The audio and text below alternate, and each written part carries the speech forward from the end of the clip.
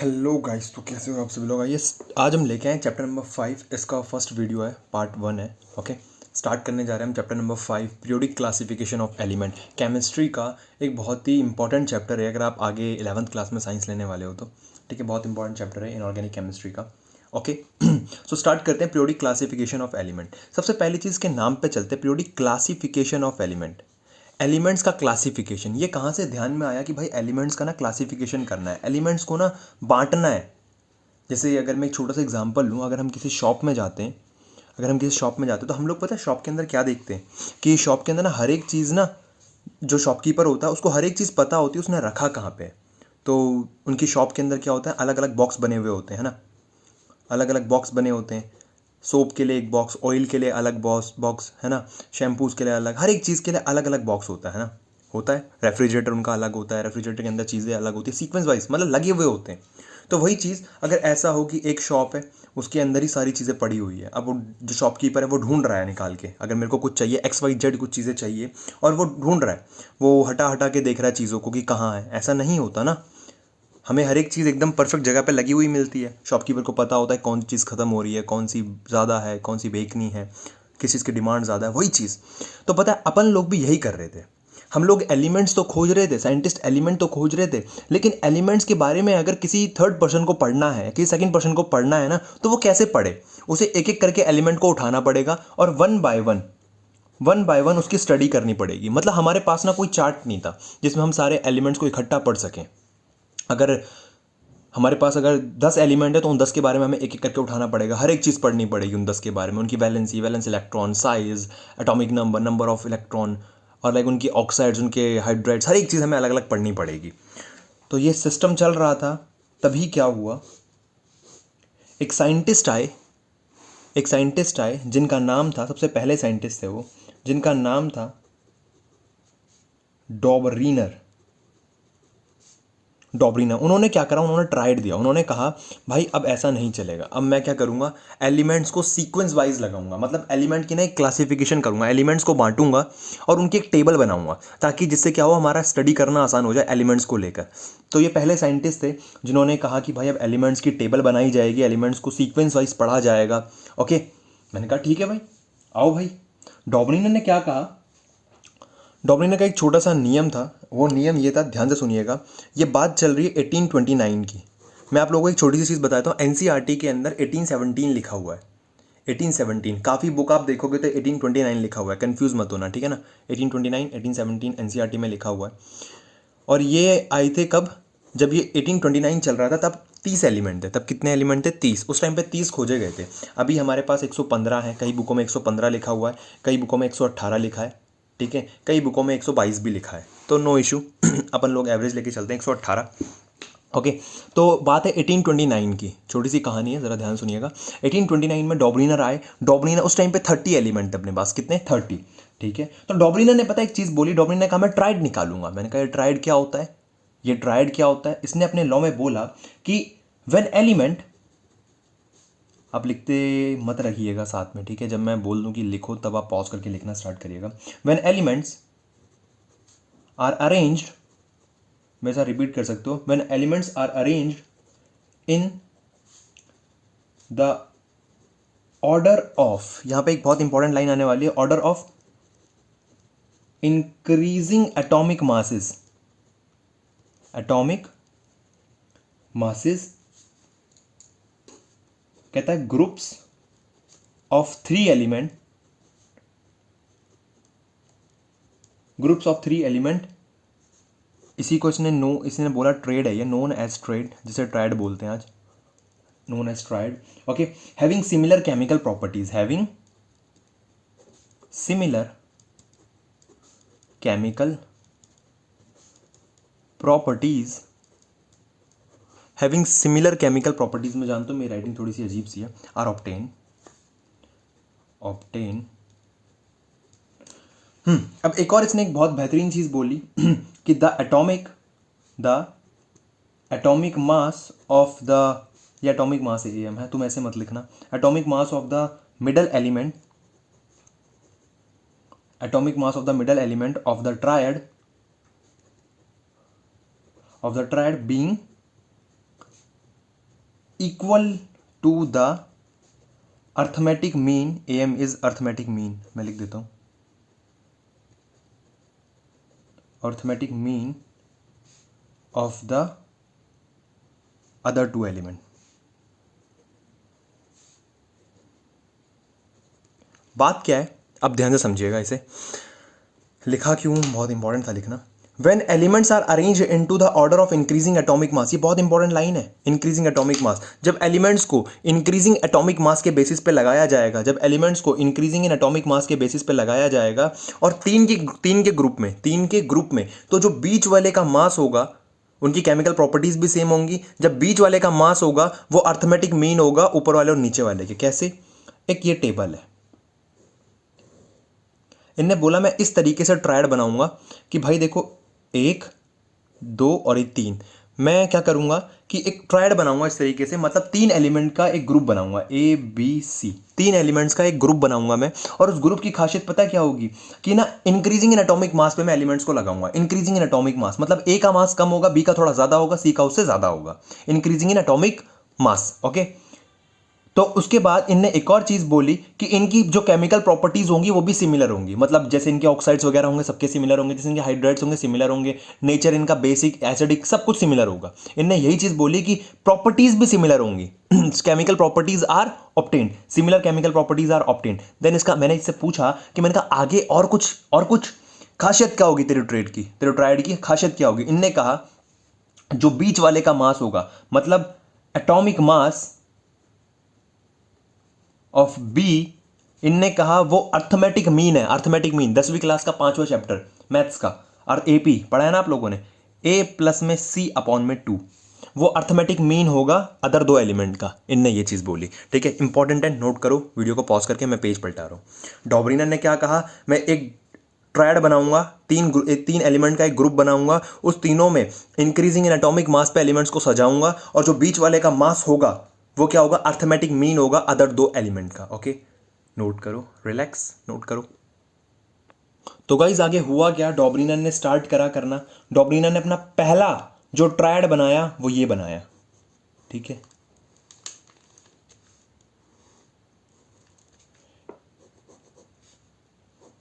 पहला ट्रायड बनाया डॉबरीनर ने कुछ ऐसा, पहले के अंदर उसने रखा लिथियम सोडियम एंड पोटेशियम, उसने इन तीनों का ट्रायड बनाया।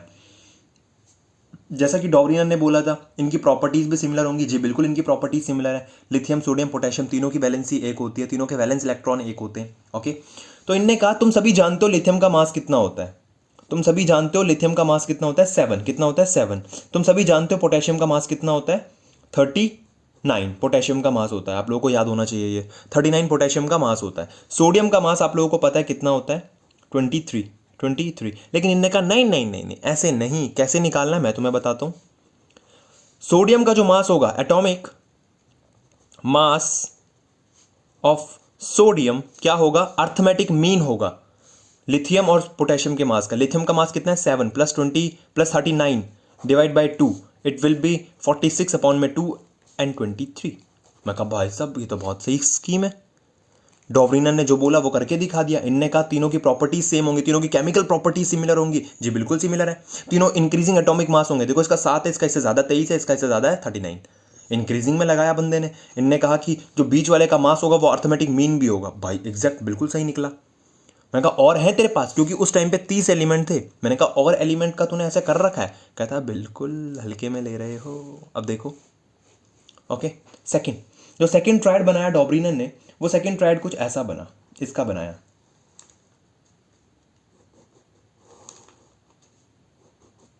सेकंड ट्रायड के अंदर डॉबरीनर ने रखे जो एलिमेंट थे वो ये थे, कैल्शियम, स्ट्रोंटियम, कैल्शियम ये SR क्या है स्ट्रोंटियम, ओके। देन उसके बाद barium, calcium strontium barium.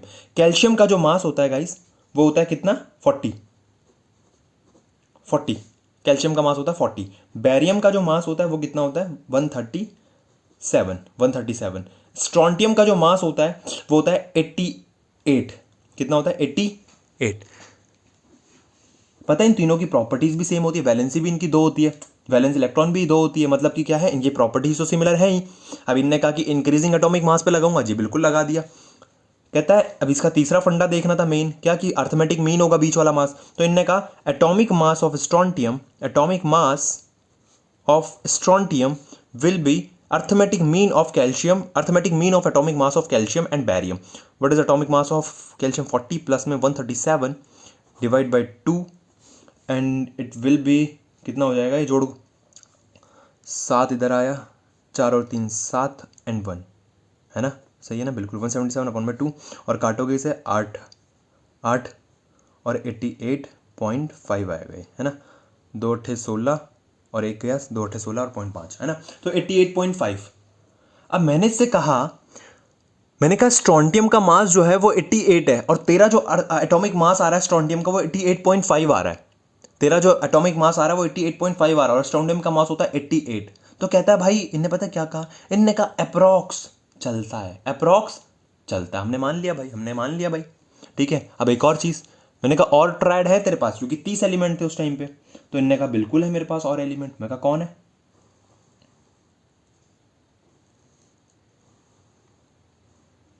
Okay. तो जो और एलिमेंट थे वो कौन थे, chlorine, bromine, iodine, chlorine, bromine, iodine. Chlorine का जो एटॉमिक मास होता है वो गाइज होता है कितना, 35.5, 35.5। आयोडीन का जो मास होता है वो होता है 127, 127, ओके। और ब्रोमीन का जो मास होता है वो होता है 80, ब्रोमीन का जो मास होता है वो कितना होता है 80, ओके। सो क्लोरीन का मास 35.5, ब्रोमीन का मास 80 एंड आयोडीन का 127। इन सब की प्रॉपर्टीज भी सिमिलर होती है, हेलोजन फैमिली के मेंबर हैं ये, ओके। सो मैंने कहा, ये तुमने 9th क्लास में पढ़ा होगा ना, हाइड्रोजन, हीलियम, लिथियम, बेरिलियम, ऐसे सीरीज वाइज पढ़ते हो। उस टाइम पे ये कुछ था नहीं, 1827 की बात चल रही है, उस टाइम पे ऐसा कुछ था नहीं, ओके। सो अब बात आई एटॉमिक मास ऑफ ब्रोमीन। इनने का एटॉमिक मास ब्रोमीन का कैसे निकलेगा, मैं निकालेगा, arithmetic mean of chlorine iodine 35.5 plus में 127 डिवाइड बाई 2, कितना आएगा ये आएगा 7.5, तो पीछे आ ही जाएगा, 7 5 13 12, 2 1 कैरी और ये गया 3 और 1 4 और 2 5 और 152 अपॉन में 2, और इसे काट के कितना आएगा ये, 1 मिनट, 152 नहीं 162 आएगा, है ना, ये आएगा 81.25।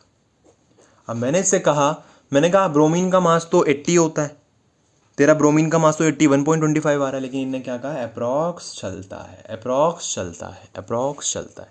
तो गाइस कुछ ऐसा सिस्टम हुआ डॉब्रीनर का, डॉब्रीनर ने ये 3 ट्रायड दिए, इन्हें नोट कर लो, ये 3 ट्रायड दिए। और जब डॉब्रीनर से बोला गया जब डॉब्रीनर का ये जो पीरियोडिक जो एलिमेंट्स को, इन एलिमेंट्स को एक टेबल बनाने का था, वो फेल इसलिए हुआ, इसकी कुछ लिमिटेशन थी, इसकी कुछ लिमिटेशंस थी। लिमिटेशंस क्या थी कि ये 3 से ज़्यादा ट्रायड नहीं बना पाया। डॉब्रीनर फेल क्यों हुआ, डॉब्रीनर फेल क्यों हुआ, क्योंकि वो 3 से ज़्यादा ट्रायड नहीं बना पाया, इन 3 से ज़्यादा ट्रायड नहीं बना पाया, ओके, सिंपल। तो लिमिटेशन आप लोग लिख दोगे कि वो 3 से ज़्यादा ट्रायड नहीं बना पाया, लिखना चाहते हो तो लिख दो।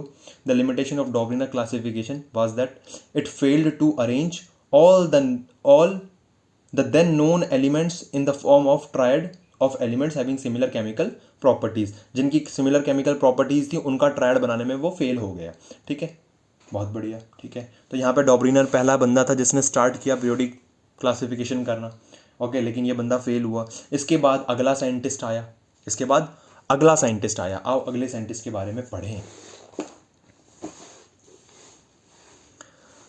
ओके। देन जो अगले साइंटिस्ट आए हमारे वो थे न्यूलैंड ने क्या करा, न्यूलैंड ने अपना लॉ दिया, Newlands law of octave. Newland ने अपना लॉ दिया, न्यूलैंड्स लॉ ऑफ ऑक्टेव। इसमें आपको एनसीईआरटी निकालनी पड़ेगी, ओके।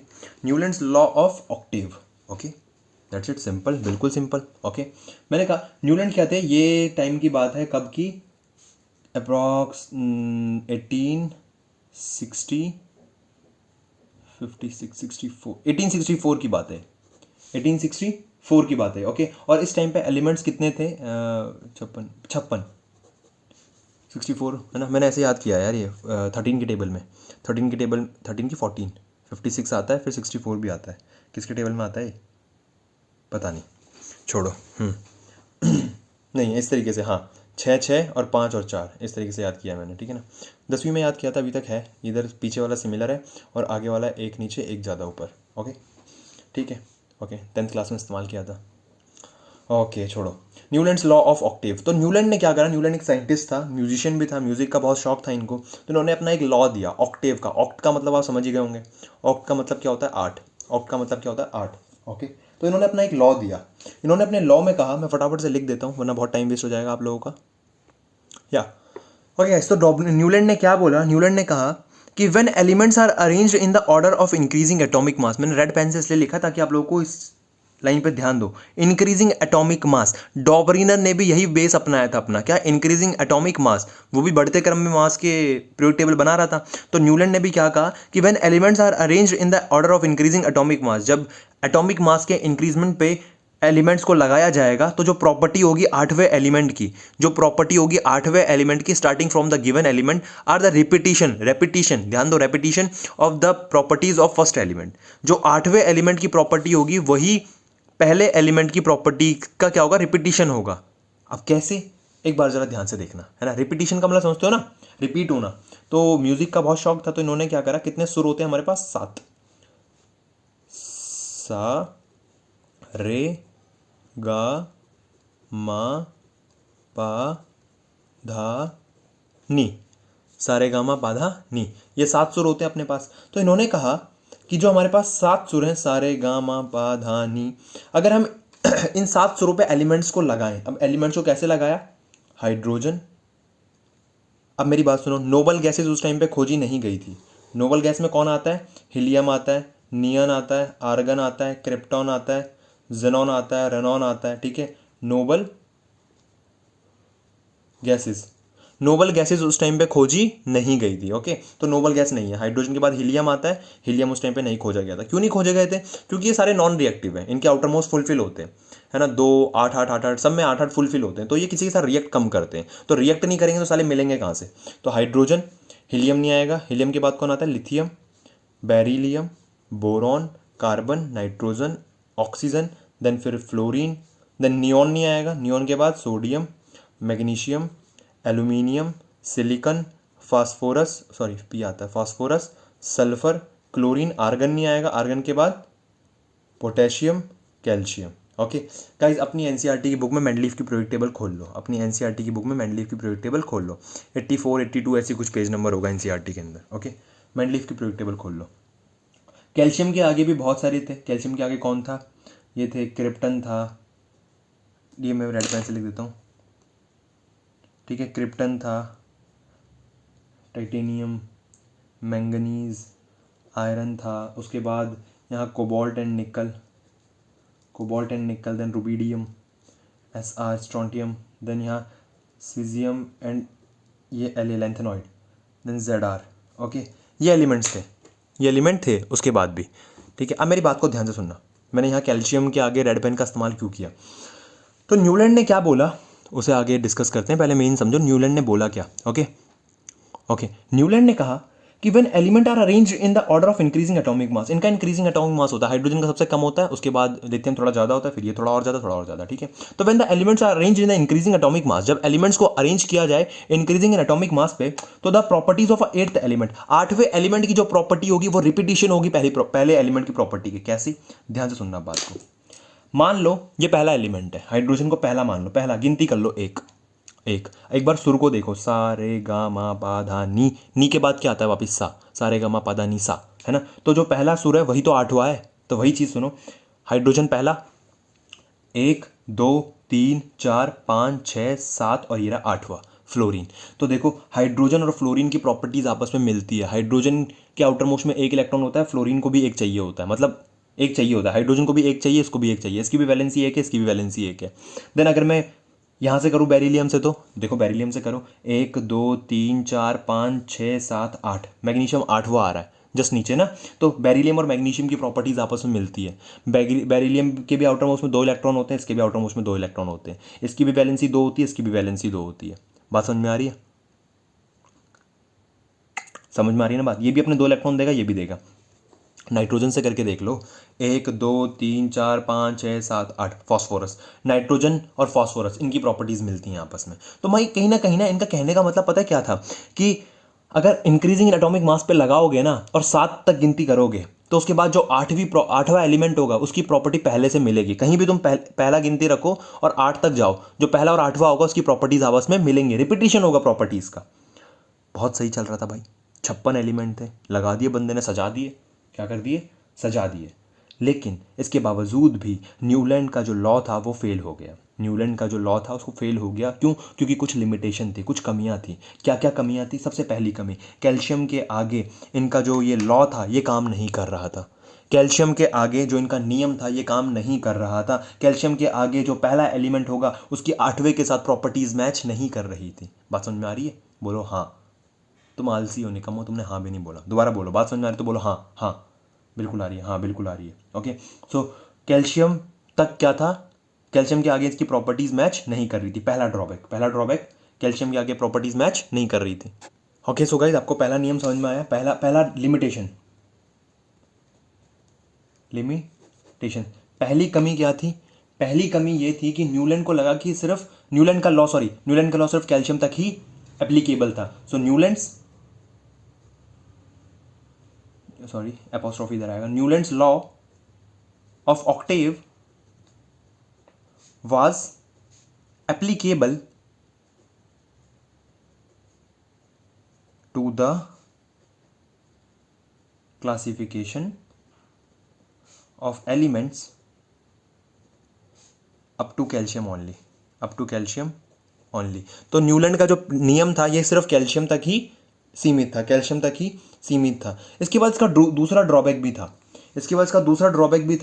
तो दूसरा ड्रॉबैक ये था, ठीक है, दूसरा जो इसका लिमिटेशन थी वो दूसरी लिमिटेशन ये थी कि इसने कहा कि दुनिया में सिर्फ 56 ही एलिमेंट है, नेचर के अंदर सिर्फ 56 एलिमेंट ही है, नेचर के अंदर बस 56 एलिमेंट ही मौजूद हैं, इसके अलावा और एलिमेंट नहीं है। लेकिन बाद में और भी एलिमेंट डिस्कवर हुए। तो इसका दूसरा जो ड्रॉबैक था वो ये था, Newlands assumed that only 56 elements existed in nature and no more elements would be discovered in the future। लिख सकते हो and no more element would be discovered in future। Newland को लगा कि 56 ही एलिमेंट है नेचर में। ये इसकी कमी थी यार, ये न्यूलैंड की कमी थी। आओ तीसरी लिमिटेशन की बात करें। गाइस तीसरी लिमिटेशन मैं आपको ऐसे ही बता दूं, ठीक है, आप लोग लिख लो, मैं बोल दूंगा मुंह से, ओके, क्योंकि फिर आपको मेरे को डायग्राम दिखाना पड़ेगा। तीसरी लिमिटेशन ये थी कि इन्हें देखो, ध्यान से देखना एक चीज़ को, कि इनने अपनी जो पीरियोडिक टेबल थी उसको फिट करने के लिए इन्हें दो एलिमेंट को एक ही स्लॉट में रख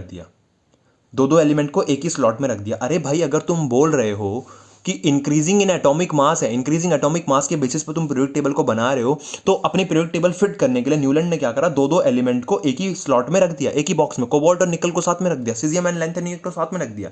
नहीं, सीजियम नहीं कहते इसको, सेलेनियम ऐसी कुछ कहते हैं। ओके, इनको साथ में रख दिया। तो ये भी इनकी कमी थी, क्योंकि अब दो का मास तो बराबर नहीं हो सकता ना, तो इस वजह से इन्होंने साथ में रख दिया। और चौथा ड्रॉबैक ये था कि आयरन की, इन्होंने कहा था कि प्रॉपर्टीज मिलेंगी। अब तुम्हें पता है आयरन, चौथा ड्रॉबैक बता रहा हूं, आयरन की प्रॉपर्टीज जो होती हैं कोबाल्ट और निकल के साथ बहुत मैच होती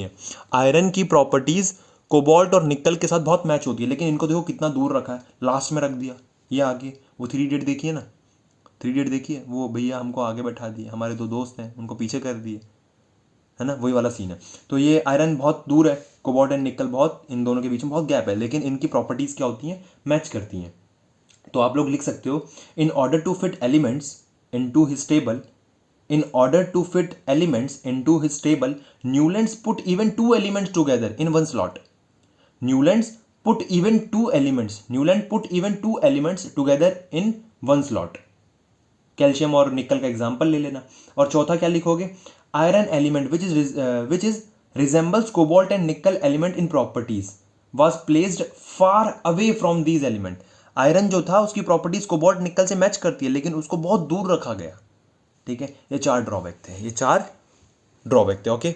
ओके गाइस, तो यहाँ पे हमारा न्यूलैंड का नियम भी ख़त्म होता है। यहाँ पे न्यूलैंड की भी लिमिटेशंस आ गई थी, ठीक है, जिसकी वजह से न्यूलैंड का लॉ था वो भी फेल होना पड़ा, उसकी लिमिटेशंस आने की वजह से उसको भी फेल होना पड़ा। ओके, सो जो हमारा अगला टॉपिक है वो है कि मेंडलीफ आए, और मेंडलीफ की जो पीरियोडिक टेबल थी वो काफ़ी सालों तक चली, ठीक है, बहुत उसके मेरिट्स भी थे, बहुत उपलब्धियाँ थी उस पीरियोडिक टेबल की। ठीक है गाइज, तो आज की वीडियो में इतना ही। हमने डॉबरिनर और न्यूलैंड के बारे में डिस्कस किया। ओके, नेक्स्ट वीडियो में अपन लोग डिस्कस करेंगे कैसे मेंडलीफ ने पीरियोडिक टेबल निकाली, ठीक है, और उससे अगली वीडियो में मॉडर्न पीरियोडिक टेबल।